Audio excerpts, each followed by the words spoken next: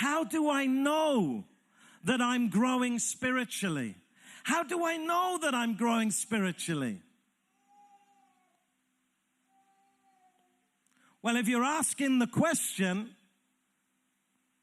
then it's probably the case that you're a little concerned about it yourself.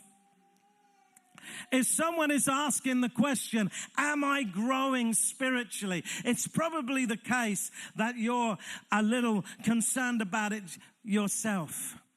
So how can we know if we are growing spiritually? Well, Paul gives the answer here to that as well. He says, until, verse 13 still, he says, until we all reach unity in the faith, in the knowledge of the Son of God, and become mature, attaining to the whole measure of the fullness of Christ, coming up to his stature and his measure.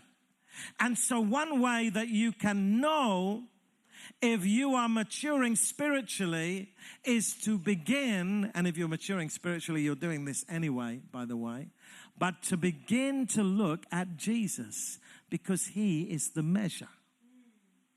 He is the measure.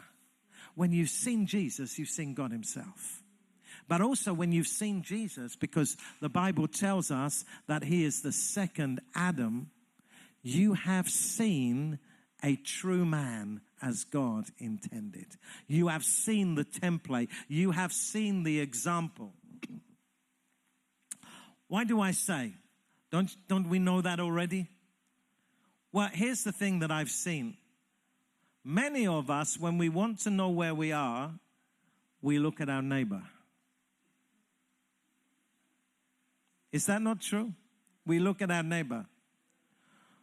We don't look at our super spiritual neighbor who's, raising the dead. We don't do that. We look at that one who's not doing so well, and we say, well, at least I'm here. And we feel better about ourselves, right? So most of us are measuring ourselves against other people. And the problem with measuring yourself against other people is all have sinned and fallen short of the glory of God. All. When I used to, back in the 90s, we didn't have Spotify. We didn't have Apple Music. We didn't even have CDs back then. What we had was cassette tapes. Actually, it was even earlier than that. It was early 80s. And so we used to make mixtapes, and we used to tune in.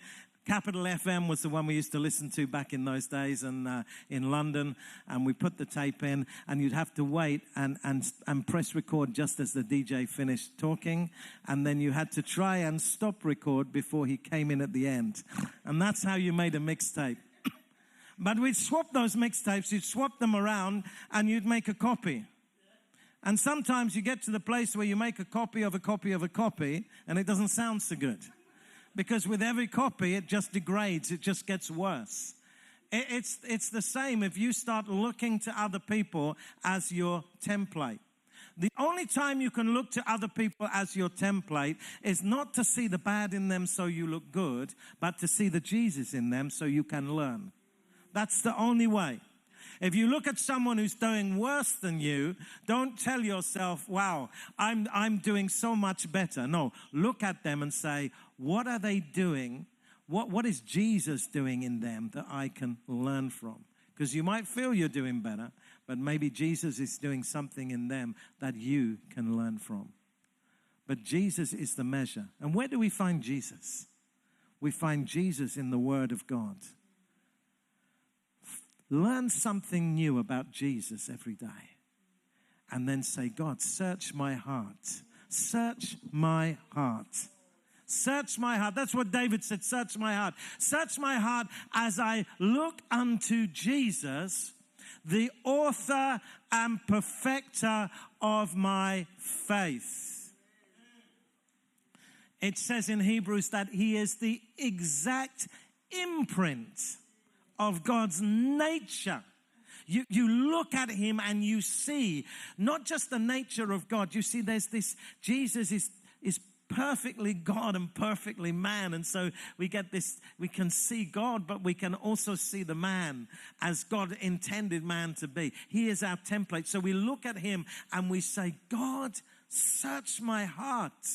Search my heart. Help me to see in Jesus as I read about him, as I study him.